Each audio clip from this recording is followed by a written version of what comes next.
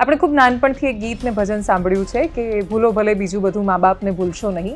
લાગુ કરવાની વાત આવે ત્યારે એ સમાજમાં ડાઘ ને કાટ એ તો દરેક સમાજમાં લાગતા આવ્યા છે. मैं वो ये बोल रहा था, इसका नाम भी हम 2 फेज में बताते थे कि नाम क्या है फिल्म का. मैं बोला जय माता जी. अच्छा, लेट्स रॉक. જેમ કે વિકીડાનો વરઘોડો, ધુઆંધાર, એ બધા ટાઇટલો મારા હતા. મેં આપેલા અને મારી જોડે પડ્યા હતા અને મેં આપ્યા હોય એવી રીતે લોચા લાપસી ને બધા.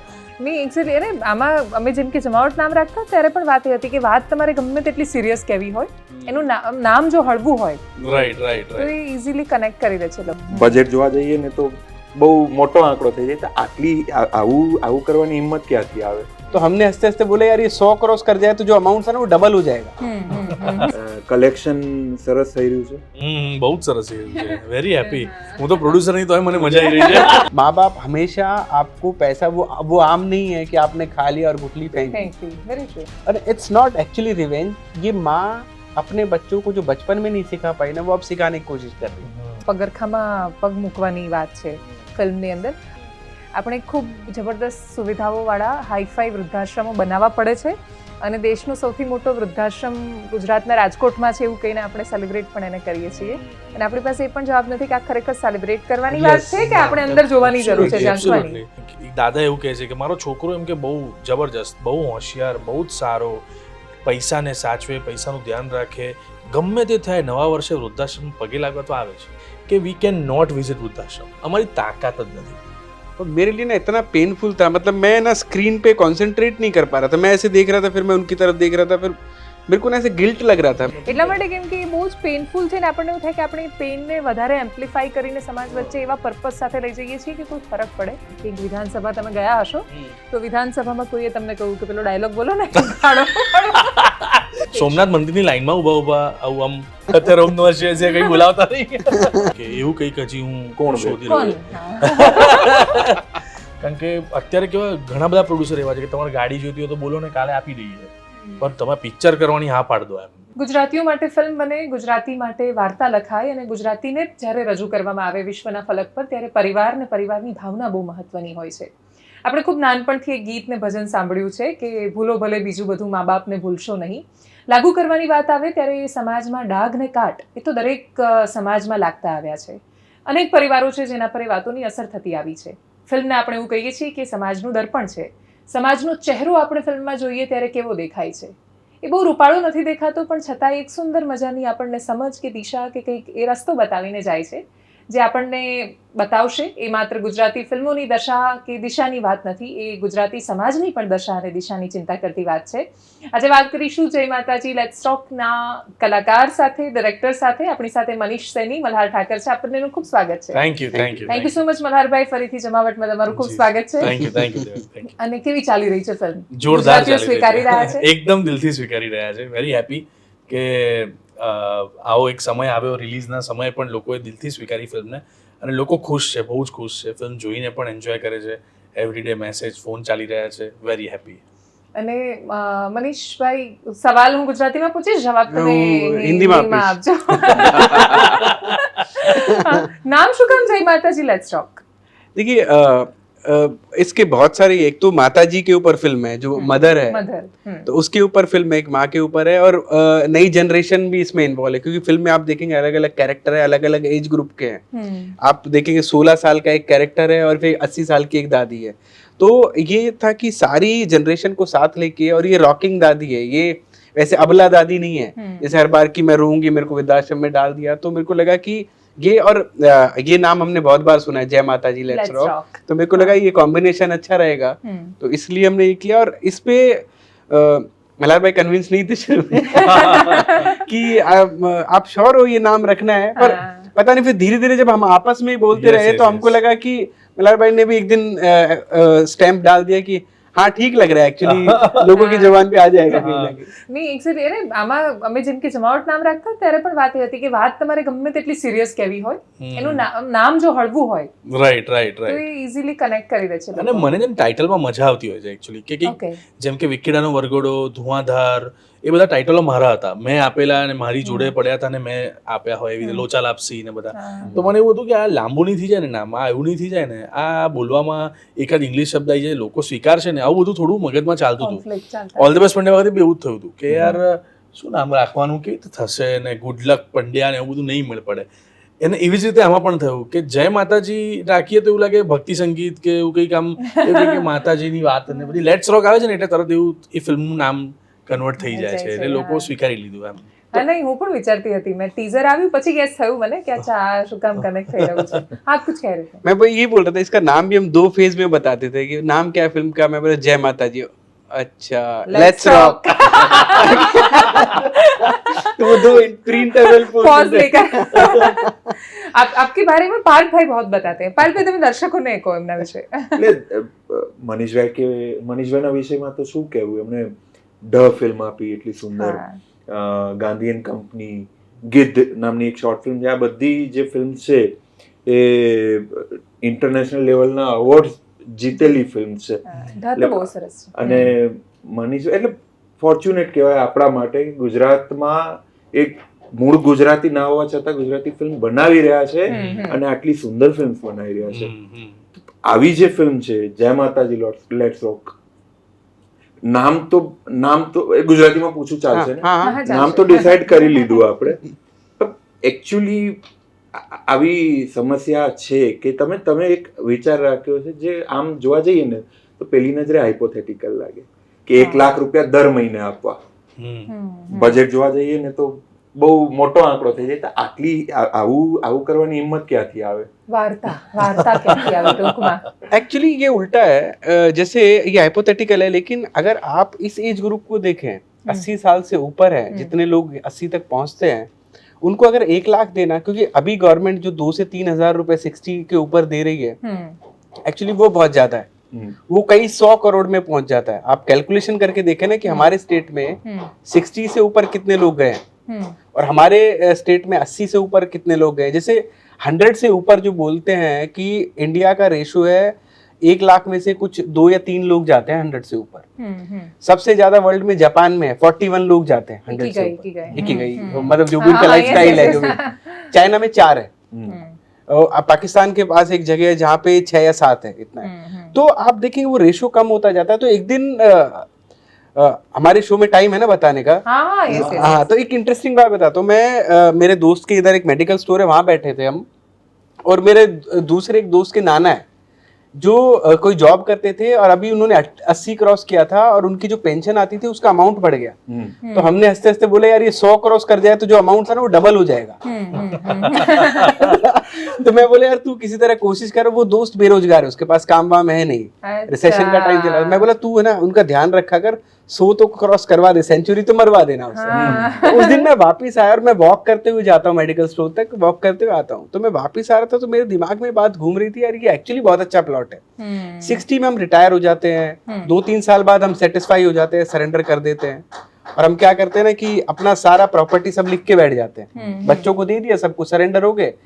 सेविंग कितने दिन चलती है हमारी जैसे अभी मेरे को सैलरी मिलेगी 7 तारीख को, 23 तारीख को तो मैं उधार मांगना शुरू कर देता हूँ दोस्त को, दे यार अगले हफ्ते 7 तारीख को देता हूँ तुमको. तो 60 में रिटायर हो तो कब मिलेगा पैसा, मतलब कब कितने दिन चलेगा पैसा. तो मैंने ये सोचा यार 80 की एज तक जो पहुंचते हैं वो एक्चुअली ब्लेसिंग है या प्रॉब्लम है. तो तब ये सारी चीजें एकदम से, क्योंकि कोई कहानी आती है ना तो पहले बहुत सारे थॉट्स आपके दिमाग में आते हैं, फिर आप उसको प्रेजेंट करते हो. तो ऐसे ही आइडिया है दिमाग में कि લોકોએ એક્સેપ્ટ પણ કર્યું છે આ આઈડિયાને. કલેક્શન સરસ થઈ રહ્યું છે. બહુ જ સરસ થઈ રહ્યું છે. Very happy. હું તો પ્રોડ્યુસર નહીં તો મને મજા આવી રહી છે. અચ્છા તમે આમાં પ્રોડ્યુસર નથી? ઓકે, તો હું મજા કરી રહ્યો છું એટલે આઈ લવ ઇટ. તમે કેમ પસંદ કરી આ ફિલ્મ? અને આ પર્ટિક્યુલરલી આ જે વિચાર છે એ ખાસો અલગ છે અને છતાંય બહુ જ મહત્વનું છે. એટલે જ્યારે ફિલ્મ સિલેક્શનની વાત આવે ને તો હું તમને કહું કે આ ફિલ્મમાં એવું નથી કે દાદી ઇમ્પોર્ટન્ટ થઈ ગયા અને હીરો આમ વચ્ચે વચ્ચે ક્યાંક આવે છે. આમાં છે ને કેવું છે કે આ બહુ વણાયેલી વાર્તા છે, એટલે એકબીજાની જોડે બધા જ કેરેક્ટરો એટલા જ ઇમ્પોર્ટન્ટ છે. એટલે આમાંથી એક પણ થોડો ઓછો એક્ટર હોત કે લેસ એક્ટિંગ કરી હોત ને તો એ ખરાબ જ લાગત એમ. કારણ કે જે રીતે આ કેરેક્ટર્સ વણાય છે, જે રીતે આ એકબીજાની જોડે વાર્તા ચોંટીને રહે છે, તો મને એવું થયું કે યાર એવી દર વખતે પછી આમ હીરોની એન્ટ્રી જ હોય ને એ જ આમ બધી આમ વાતો ને 2-4 જોક મારી દેવાના, અને એ મને ગમે બી જેનું કરતો બી હોઉં છું બધી ફિલ્મ્સમાં, પછી એક સેપરેટ કેરેક્ટર આમ બહાર આવે કે પેલું યાર મલ્હાર આ પિક્ચરમાં તો તે ધમાલ કરી નાખી એમ. પણ આવા પ્રોજેક્ટ હોય કે જેની અંદર તમે જે કમ્ફર્ટ ઝોનમાં છો એ તોડવાનો બી તમને મોકો મળે છે. તમારે બોલવાનું ઓછું ને રિએક્શન ઉપર એક બે ત્રણ સીન જાય છે. ઓછું બોલવું ને વધારે વાર્તા કહેવાય એવી ઘટનાઓ બહુ બધી છે. સો આવું બધું મને વિચાર આવ્યો હતો ને મેં વાંચી ત્યારે મેં કીધું કે યાર આ તો મજાની ફિલ્મ છે. ફિલ્મ બહુ ગજબ છે એટલે આ ફિલ્મના પાર્ટ બનવા બરાબર જ છે. અને મેં કીધું કે વિલ ડુ ઇટ એમ. અને પછી બધું નક્કી થયું.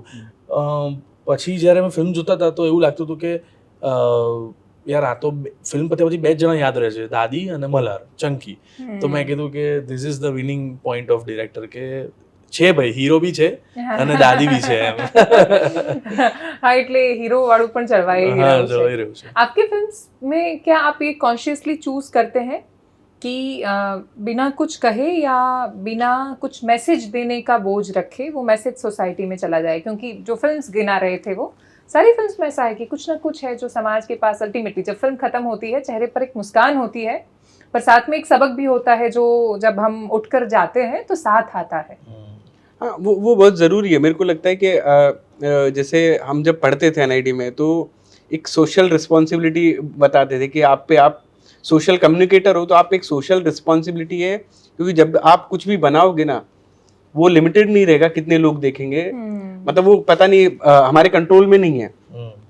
तो आप कुछ भी बोलो कुछ भी करो तो आप ऐसा करो कि ज़्यादा से ज़्यादा लोग देख सके और उन तक एक बात पहुंच सके.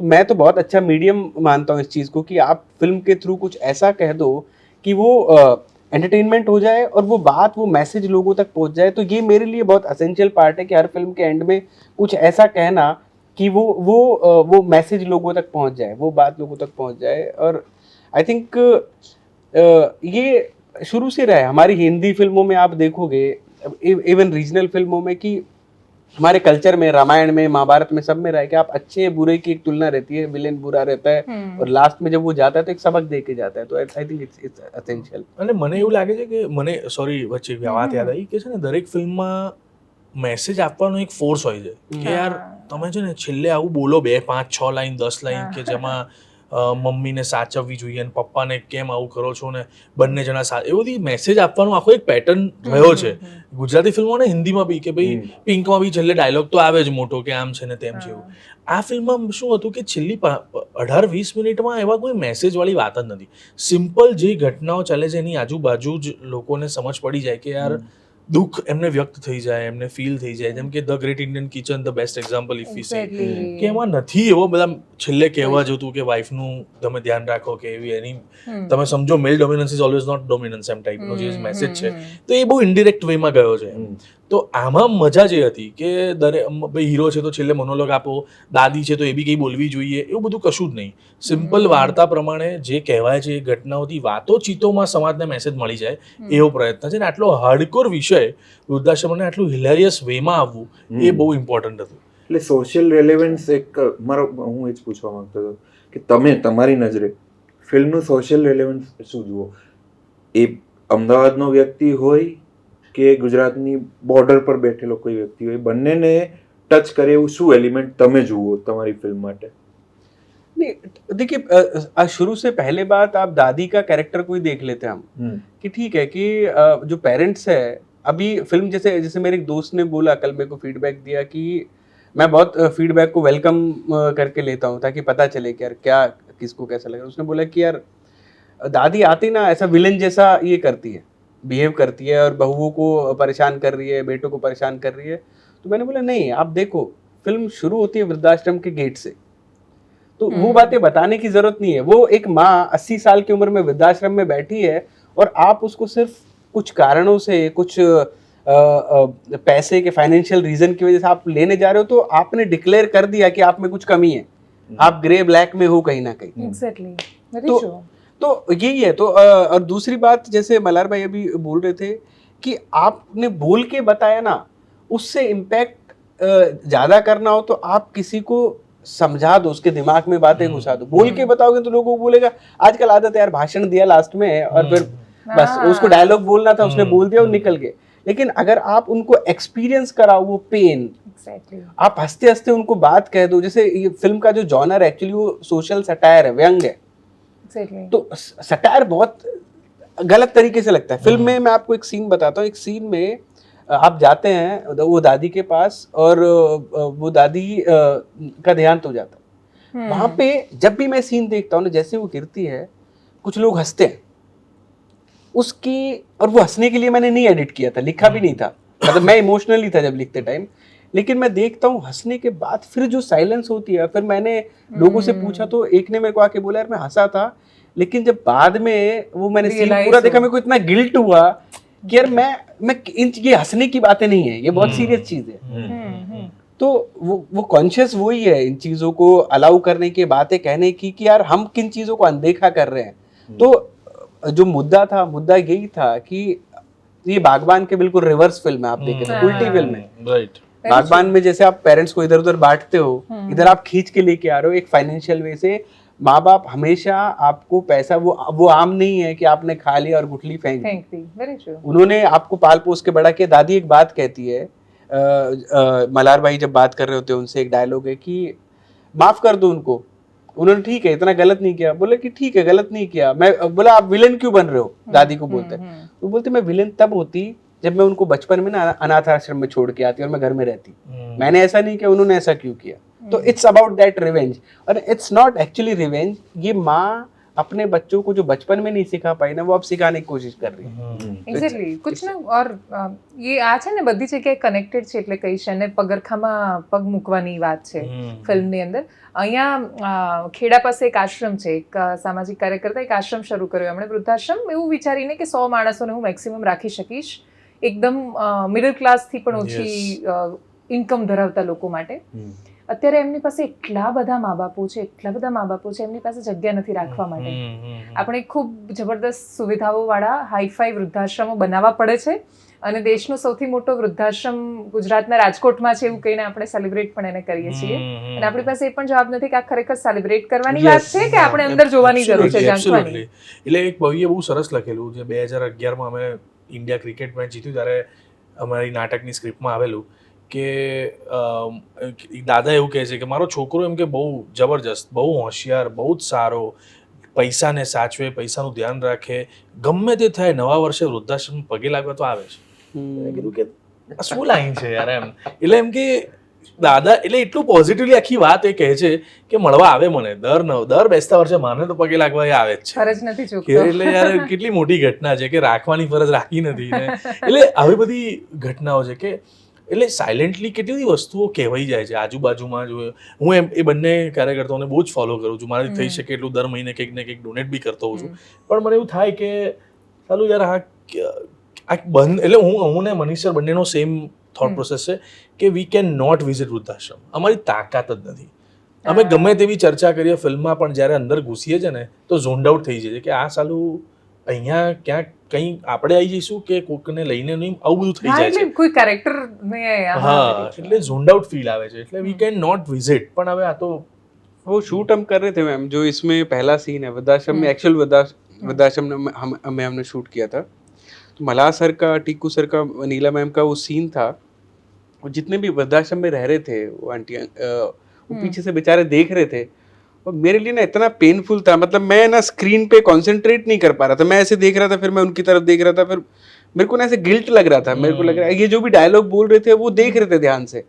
मेरी अभी तक हिम्मत नहीं हुई. जब हमने पहले प्लान किया था प्रमोशन का, तो हमको लगा था कि हम वृद्धाश्रम में जाके फिल्म दिखाएंगे, सबको फ्री में दिखाएंगे. मेरी आज तक हिम्मत नहीं हुई है. मैं सोचा यार मैं उनको कैसे ही दिखाऊंगा ये. અહીંયા છે ને લવાલ પાસે હું મહિપતસિંહના આશ્રમની વાત કરતી હતી, તો અમે લોકો ત્યાં જ્યારે અમારી ટીમ સ્ટોરી કરીને આવી ને, તો હું એમાંથી પેલી રીલ્સ કાઢવા માટે બેસી, પછી ના કાઢી શકી. એટલા માટે કેમ કે એ બહુ જ પેઇનફુલ છે ને આપણને એવું થાય કે આપણે પેઇનને વધારે એમ્પ્લિફાઈ કરીને સમાજ વચ્ચે એવા પર્પઝ સાથે લઈ જઈએ છીએ કે કોઈ ફરક પડે. પણ માણસ ને પૈસા એ બંને જ્યારે કેલ્ક્યુલેશન આવી જાય ને, તો આજ લોકોને જો ખરેખર લાખ રૂપિયાનું પેન્શન મળતું तो तुम्हारी फिल्म साची पड़ी जाती. मैं तो बोल रहा हूँ ऐसा हुआ तो आप देखिए सोशल चेंजेस क्या होंगे उससे. बहुत चेंजेस हो सबको माँ बाप बहुत प्यारे लगेंगे, सब कोशिश करेंगे कि वो 80 साल जिए, 100 साल तक जी सकते हैं माँ बाप. मेरी दादी, उनको काफी साल हो गए हुए, उनको पेंशन मिलती थी कुछ तो 800-900 रुपए उस टाइम पे, हम छोटे थे. तो जब जिस दिन पेंशन मिलती थी ना हम सारे आ जाते थे. हम तो लालची yes, बच्चे yes, बच्चे yes, ऐसे yes, सेल्फिश हाँ. होते हैं. कुछ किसी मिलेगा को दादी फ्रूटी से. मिल रही है, किसी हाँ. को कैंपा मिल रही है, किसी को टॉफी मिल रही है, दादी कुर्सी पे बैठी है ऐसे हाँ. राजा की तरह, हम नीचे बैठ के वाह अब अगले महीने तो યસ નહીં, આમાંથી તો એકચ્યુઅલી મલ્હારભાઈ ગુજરાતીઓ તો આ ખાસું ફોલો કરે છે, પણ મને એવું લાગે છે મા બાપે પણ શીખવા જેવું છે. જે મા બાપ બધું જ છોકરાઓને આપી દે છે ને અમુક ઉંમર પછી, એ લોકો માટે આ બહુ મોટો મેસેજ છે. એમણે આ ફિલ્મ ખાસ જોવી જોઈએ. હા 100% જોવી જોઈએ. અને ઘણી આમ તો આપણે શીખવા માટે નહીં, પણ એમાંથી તમને એવું આઈડિયા આવે કે ધ્યાન રાખીને પગલા હા, એટલે ફિનાન્શિયલ ઇન્ડિપેન્ડન્સ તો મરતા દમ સુધી રહેવી રહેવી જોઈએ. જોઈએ. રાઈટ. તમે અત્યારે હવે પરિવારની વાતો થાય છે, તો જેમ એમણે એમના દાદી સાથેનું એક સ્મરણ આપ્યું, સ્મૃતિ આપી, તમારા કોઈ એવા સ્મરણો ખરા? યસ મારા દાદી સાથેના બધા અદ્ભુત સ્મરણો છે. હું સિદ્ધપુરથી છું. મારો જન્મ સિદ્ધપુર થયો ને મારા કાકા સાથે મહેસાણા મતલબ રહ્યો ને પછી અમદાવાદ આવી ગયા અમે. હું સ્કૂલિંગથી બધું અમદાવાદ આવી ગયા. પણ દાદીનું આખું અમારું વેકેશન, ઉનાળું વેકેશન હોય કે કોઈ આવું વિન્ટર ફેસ્ટ હોય ત્યારે બધા આમ અમે સ્પેશિયલ દાદીના ઘરે જઈએ. એટલે અમે લોકો બધાનું, અને અમારું છે ને આખું ટેમ્પલ વિઝિટર માઇન્ડસેટ છે આખા અમારા પરિવારનું. એટલે એમ કે ચલો સોમનાથ જઈએ એટલે 75 લોકો રેડી હોય, હા. એટલે તરત આમ જઈએ, દાદીને લઈ આવો, એની વ્હીલચેર હોય, બધું સેટઅપ એટલું તો થઈ જાય ને. અને 15-17 માણસો મેનેજમેન્ટમાં આવી જાય અચાનક જ. તો એ બહુ ઇનોસન્ટ અમારું છે આખું, કે મારે, અને મારું બહુ જ મોટું ફેમિલી છે. એટલે દાદી ઇઝ ધ મેઇન કી, કે જેમના કારણે આ બધું જ, બધા જ લોકો એકજૂટ રહ્યા છે. જેમાં સત્યનારાયણની કથા હોય તો મિનિમમ 100 જણા તો ઘરમાં હોય જ આમ એવું. સો એ બહુ એટલે છે ટેમ્પલ વિઝિટિંગનું એક સૌથી મોટી મેમરી છે. બીજું ચોકલેટ્સ, જે મારી ચોકલેટની ટેવ મારા દાદીના કારણે આવી છે. એ દરેક અને બાળકનો જેટલો હું હેલ્ધી થઉં છું ને, શી ઇઝ બીકમિંગ હેપી. એટલે કે સરસ, કે બરાબર, જબરજસ્ત. અને અહીંયા આખો પ્રશ્ન ઊંધો ચાલે છે જીવનમાં કે ભાઈ યાર ઉતારવાનું છે. એટલે આ બે ની વચ્ચે ચાલે છે. પણ આઈ એમ હેપી, બહુ મજા છે. મારી આખું ઠાકર પરિવાર જલસામાં હોય છે બહુ જ. ચક્રવૃદ્ધિ વ્યાજ છો ને તમે એમનું. અને મેં મારી દાદીને હાઈએસ્ટ, મારે ને મારા દાદીને ચશ્મા બંનેને છે, પપ્પાને બી છે, વારસાગત ચાલ્યું આવ્યું છે. પણ મેં એમના માટે ચશ્મા ગિફ્ટ કર્યા હોય પૈસા બચાવીને. પછી હું નાટકના શો માટે કલકત્તા ગયો તો ત્યાંથી સાડી ગિફ્ટ કરી હોય મેં. આમ એવું બહુ બધી મેમરી છે ને. આમ પહેરીને આમ ઈગોમાં કે બી ખરા કે આ મલારિયાએ આપી છે એમ કરીને. સો યા, એવી બધી મેમરીઝ બહુ રહી છે એમ. વહુને જોઈને શું કે ખુશ છે, ભયંકર ખુશ છે, ભયંકર ખુશ છે એમ. અરે જોરદાર, મજેદાર છે. એ લોકો અડધો કલાક વાતો કરી શકે છે. એ ખતરનાક ઘટના છે. શાંતિથી બધું જીવનની ને ચર્યા ને પિક્ચરોનું ને આના જેટલો લોડ લે છે કે નથી લેતી તું ને, એ બધી બધા જ જીવનના બધી પ્રશ્નો. વાતો કરે. અને બે પૂજાને મજા આવે છે, બાને મજા આવે છે. ના, મોટા ભાગે એવું હોય, કેમ કે જે ફરિયાદો હોય ને એ કરવા માટે વહુ જોઈએ. એટલે અને પછી બંને ભેગા થઈને ચુગલી કરે. એની મજા બહુ જ ખતરનાક. और ये जो ये दो जनरेशन होती है ना, दादा और पोते, दादी और पोता, इनका बॉन्डिंग अलग ही होता है. अलग ही होता है. जैसे यही है फिल्म में भी, जैसे हमने ये किया ना कि टीकू सर है, वो उनके बेटे हैं, लेकिन उन दोनों का जो बॉन्डिंग है वो अलग है, वो करेक्ट बॉन्डिंग है. Very true. हम ऐसे बोलते हैं ना कि हिंदी में बोलते कि जो ब्याज है ना वो सूद से प्यारा होता है, जो मूल होता है ना उससे प्यारा ब्याज होता है. तो पोता पोती ब्याज जैसे होते हैं. ટ્રુ. તમને છેલ્લો પ્રશ્ન, તમને મને યાદ છે તમારા કોઈ ઇન્ટરવ્યુમાં કેમ ક્યાંક તમે રેફરન્સમાં કહ્યું હતું ખાસા વર્ષો પહેલા, છેલ્લો દિવસ પછી કંઈક વિધાનસભા તમે ગયા હશો, તો વિધાનસભામાં કોઈએ તમને કહ્યું કે પેલો ડાયલોગ બોલો ને, ગાળો. તો ભાઈ ક્યાં બેઠા છે ભાઈ, એ ટોપાલે બધું અહીંયા ના હોય, કઈ જગ્યાએ બેઠા. એટલો બધો અટવાઈ જતો હતો. હજી બી અટવાઈ જઉં છું હું કોઈક વાર. હમણાં ગયા વિધાનસભા ડાયલોગ. ત્યાં ના, પછી મેં એમને કાનમાં કીધું, એ બીજા ભાઈ હતા, એમણે કીધું કે તમારે યાર કોમેડી ડાયલોગ બહુ જોરદાર છે, પેલી પિક્ચરમાં તમે સમજી ગયો તો હમણાં ના બોલાય. તમે ના બોલતા, હું સમજી ગયો. બે જણા ચાલતા ચાલતા આવી રહ્યા હતા, મેં કીધું આ કોક પકડાઈ જઈશ તો ક્યાંક એવું લાગશે. પણ આ એવા અનુભવ થયા છે મને બહુ. રેન્ડમ જગ્યાએ રેન્ડમ ડાયલોગની આમ સોમનાથ મંદિરની લાઈનમાં ઊભા આવું આમ ટેમ્પલમાં થોડું હતું કે અમે 25 જણા લાઈનમાં ઊભા હતા. ત્યાં બી મેં કીધું ભાઈ અત્યારે બોલાવતા નહીં. અત્યારે સૌરાષ્ટ્ર સોમનાથ અંગે ચાલે છે ને, તમે ગાળો યાદ કરાવો. સિરિયસલી એવું થાય છે. પણ હવે જો કે ડાયલોગની એક્સપેક્ટેશન્સ બદલાશે એવું લાગે, કેમ કે તમારી છેલ્લી અમુક ફિલ્મ્સ છે બહુ જ અલગ ઇમેજ આપી રહી છે તમારી. પોઝિટિવલી સ્વીકારી રહ્યા છે લોકો, એટલે આઈ એમ વેરી હેપી. ઘણી વાર એવું થતું હતા કે સાહેબમાં મેં એવો પ્રયત્ન કર્યો કે યાર થોડું આમ લોકોને ગમશે ને નહીં ગમે ને પણ ના ગમી, લોકોએ ના સ્વીકાર્યું. પણ હવેનો એવો ફેઝ આવ્યો છે કે all the best Pandya different છે, આ ફિલ્મ અલગ છે, જય માતાજી લેટ્સ રોક અલગ છે. એટલે ધીરે ધીરે લોકોનો ટર્ન આવી રહ્યો છે. લોકો એવું બી સ્વીકારી રહ્યા છે કે કોમેડી તો છે જ પણ મલાર તો આમાં બી જોવામાં ગમે છે એમ. હા, ને બીજું વેરાયટી વાળી ફિલ્મ્સ આવી પણ રહી છે અને જોવાઈ પણ સરસ રહી છે. Yes, તમને yes. કયું કેરેક્ટર કરવાનો શોખ, ઈચ્છા, કશું બાકી રહ્યું હોય તો? આમ તો બહુ ફિલ્મો કરી નાખી, હજી બહુ કરવાની છે. યસ. અરે મને અત્યારે થોડું મ્યુઝિકલ ફિલ્મ એક કરવી છે, જેમાં જેમ કે બંદિશ બેન્ડિટ પ્રોજેક્ટ કેવો છે, એવા પ્રકારની કોઈ વાર્તા કે કોઈ એવા અદ્ભુત વ્યક્તિની બાયોપિક કરવા મળે કે એવું કંઈક હજી હું શોધી રહ્યો છું. બે મારા મગજમાં છે. એક પોલિટિકલ નામ બોલો. સરદાર વલ્લભભાઈ પટેલ અને મણિરાજ બારોટ. આ બેની મને Interesting, હા? આ બેની મને બાયોપિક अब कल 5-6 स्क्रिप्ट आएंगी मेरा. રેસીપી છે ગુજરાતી ફિલ્મ ઇન્ડસ્ટ્રીમાં. અમે ઘણીવાર, એટલે વચ્ચેનો એક ફેઝ એવો આવ્યો હતો કે રેસીપી બની ગઈ હતી એક ફેઝ કે 3 મિત્રો લાવો, કોમેડી લાવો, મલ્હારભાઈને લાવો, ફિલ્મ બનાવી દો. તમે મને 18 ફિલ્મો ના પાડી છે, જેમાં શું થયું ને છેલ્લો દિવસના જ ગ્લિમ્સીસ તમને હાફ ઓફ ધ ફિલ્મ દેખાય. એટલે મેં 18, આમ તો 55-60 ફિલ્મોને ના પાડી હશે, પણ એ 18 ફિલ્મો 20 ફિલ્મો મારા મગજમાં બેસી હતી કે nothing was change, not even sequences. એટલે પહેલા સ્કૂલમાં હતા, પછી કોલેજમાં આવ્યા, હવે ઓફિસમાં એવી ધમાલ ચાલે છે એમ. એટલે માઇન્ડસેટ બી એવું થતું કે ના યાર આવું નહીં ચાલે. અને એવા પ્રકારની ફિલ્મો બની અને ના ચાલી અમુક, જેમાં હું ભલે નહોતો પણ એવું જોયું, મેં કીધું કે આ ફિલ્મ યાર કેમ કરવાની આવું એમ. એટલે પછી મારા નસીબમાં એવું હતું કે મેં છેલ્લો દિવસ પછી ઇમિડિયેટ થઈ જશે ખરી, which was all different film. પણ સરપ્રાઇઝિંગલી જે ફિલ્મો ચાલી હતી એમાં હ્યુમર અને કોમેડી, જે એલિમેન્ટ ઓફ મલ્હાર છે એ ચાલતું હતું. થઈ જશે એમાં થોડું ઓછું હતું, ઘણું ઓછું, આમ તો ઝીરો જ, કંઈ જ નતું એમ એવું. ઇવન આ લવની ભવાની બહુ જ અલગ અલગ Yes, મ્યુઝિક બહુ સરસ હતું એમાં. Music, actually. yes, એ yes. હજી બહુ સંભળાય છે. યા એટલે મારા માટે આ પહેલું રેપ સોંગ હતું જે આમાં ડખો છે. ડખો. એટલે હું તો અટવાઈ જતો હતો કારણ કે હું કોઈ દિવસ સાંભળતો નથી મને ઝોન ખબર એ કોણ હોય છે singer.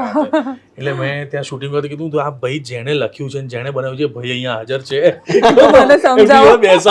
બેસાડો એટલે થોડી આમ આઈડિયા આવે. એટલે મેં એકદમ આમ સ્ટુડિયસ છોકરાની જેમ ઓકે આ ડખો, ઓકે અહીંથી પેલું, અચ્છા ઓકે એમ કરીને આખું ગીત કર્યું છે એમ.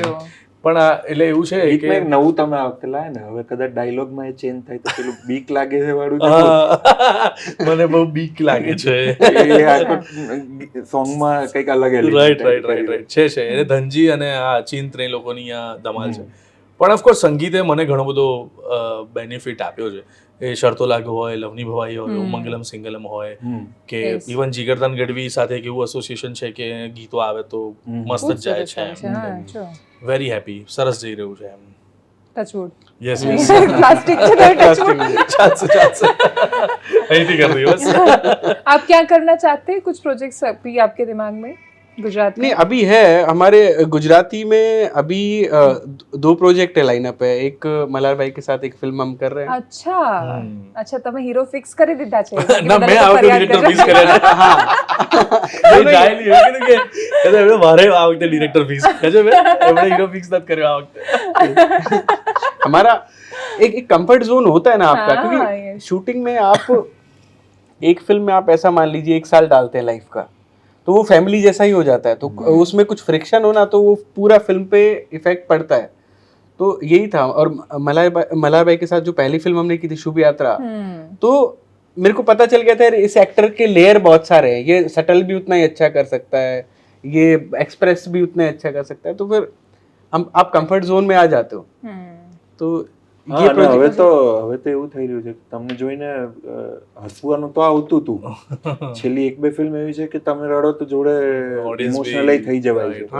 આમાં it's a beautiful transition actually. બધાને બહુ જ ડર હતો શરૂઆતમાં જ્યારે એક પ્રકારની ફિલ્મ જોઈ રહ્યા હતા ત્યારે, અને ખૂબ બધા લોકો એવું કહી પણ રહ્યા હતા. તમને ખબર લાસ્ટ ટાઈમ પણ એ પ્રશ્ન કર્યો હતો કે એકનું એક થઈ રહ્યું છે. યસ એટલે એવો પ્રયત્ન આમ છે ને, દરેક ફિલ્મ્સ ઓફર થાય ને ત્યારે હવે એ વખતે મેં એવી રીતે પ્લાન કર્યું હતું કે હું આના પછી આ ફિલ્મ આવશે તો લોકો શું વિચારશે એવું કરીને વિચારતો હતો. તો મેં આ વખતે છેલ્લા 1.5-2 વર્ષથી એવું પ્લાનિંગ વિચાર્યું કે ફોર એક્ઝામ્પલ આ ફિલ્મ આવે છે તો આ ડિરેક્ટર જોડે આવે છે તો ઓફકોર્સ એનો એક ઝોન હશે, રાહુલ વિની છે તો એક ઝોન હશે, પછી મનીષ સૈની છે તો એમનો એક ટિપિકલ પ્લાન છે ફિલ્મ્સને લઈને કે આવી રીતે કરીએ. તો પછી મેં જ એમને કીધું કે યાર મને એક ફિલ્મ ગમી છે, મેં એક રાઇટર સાથે સાંભળી હતી, તો મેં કીધું કે ચલો સર તો બહુ મજા આવશે, આપણે ભેગા થઈએ એક પ્રોજેક્ટમાં નવું તો કે લેટ્સ ફિનિશ ધીસ ફિલ્મ, પછી આપણે નેક્સ્ટમાં એ કરીશું. તો હવે નેક્સ્ટ છે તો એ સંદીપ પટેલ છે, ઓલરેડી પ્રૂવન છે. સો એક થોડું બેસવું પડે છે, એટલે એક્ટર તરીકે મેન્ટલી બહુ પ્રિપેર રહેવું પડે છે કે કશું બી બોલ આવે હાઉ ટુ પ્લે એમ. અને ભગવાનની દયા છે મારી પર કે હું કોન્સન્ટ્રેટેડલી એની પર કામ કરતો હોઉં છું અમુક વાર, કે કંઈ પણ આવે તો કેમ લઈ લેવું છે, કંઈ પણ એની પાછળ બી 2, 5, 10 રીઝન હોય એવું. કારણ કે અત્યારે કેવા ઘણા બધા પ્રોડ્યુસર એવા છે કે તમારે ગાડી જોઈતી હોય તો બોલો ને કાલે આપી દઈએ, પણ તમે પિક્ચર કરવાની હા પાડ દો એમ. એટલે એવો બધો જે છે ને એ ઝોનમાંથી હું નીકળી ગયો કે ભાઈ ના યાર નથી કરવું, એવું બધું ચાલશે, આપણને 2 રોટલી શાક ફાવે છે એમ એવું. સો એટલે એવું છે કે એસોસિએશન જેટલું, હું તો એવું પૂછું કે જેટલું લાંબુ એટલું સારું. ઓલવેઝ એક્ટર ડિરેક્ટર બે એકબીજાને જોડે લઈને ચાલતા હોય છે, અને પ્રૂવ થતા જાય તો વારંવાર ભેગા થવું જોઈએ એમ. Very true. અને લાલચથી જો ઉપર થઈ જવાય તો બહુ અદ્ભુત ક્રિએટિવ કામ આવી શકે. લાલચ એટલે મેં ગઈ વખતે કીધું તું, કદાચ તમને યાદ હોય કે ના, મેં એમ કીધું હતું કે બહુ લાંબી રેસ હવે જે મલ્હાર છે ને, આ મલ્હાર બહુ લાંબી રેસ દોડશે. નહીં પણ એક ખૂબ મહેનત પણ કરી રહ્યા છે. તમારી આંખો પર દેખાઈ રહ્યું છે કે તમે રાત્રે બહુ મોડા સુધી જાગ્યા છો. Thank you so much for joining અસ. અને હું ગુજરાતી દર્શકોને એટલે કહીશ કે આપણે જ્યારે ખૂબ બધી ફરિયાદો કરતા હોઈએ છીએ કે આપણી ભાષામાં આપણને અલગ પ્રકારનું કોન્ટેન્ટ નથી મળી રહ્યું, કશું કંઈકનું એક આવી રહ્યું છે, આપણને હક છે ફરિયાદ કરવાનો, આપણને અધિકાર છે આપણી ફિલ્મોને ટકોરવાનો અને એમને પ્રશ્ન કરવાનો. પણ એ ફિલ્મ જ્યારે આવે છે ત્યારે શું આપણે એને જોઈએ છીએ? જો આપણે નથી જોતા તો આપણે માત્ર ફરિયાદો કેવી રીતે કરીશું? જે વાત લોકતંત્રમાં લાગુ થાય છે એ વાત ફિલ્મ્સમાં અને બાકીની દરેક આ પ્રકારની ઘટનાઓમાં લાગુ થાય છે. તો અપેક્ષા રાખીએ કે જો તમને એવું લાગે છે કે તમે પૈસા વસૂલ કરી શકશો, અને જે કન્વર્ઝેશન પરથી, જેમને ફિલ્મ જોયા એમના રિવ્યૂઝ પરથી પણ લાગી રહ્યું છે, તો ખાસ જોવા જાઓ ફિલ્મ જોવા માટે.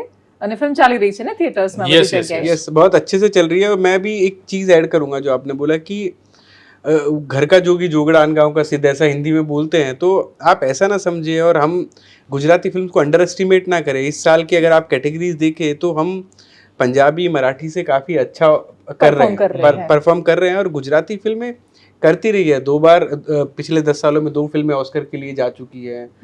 ठीक है, बहुत सारी फिल्मों को नेशनल अवार्ड मिलता है हर साल. लास्ट टू लास्ट ईयर तो 5 फिल्मों को नेशनल अवार्ड मिला था गुजराती फिल्म्स को. तो आप देखिए, अपनी लैंग्वेज की फिल्में देखिए, और उसका क्या होता है ना, अपनापन उनमें होता है.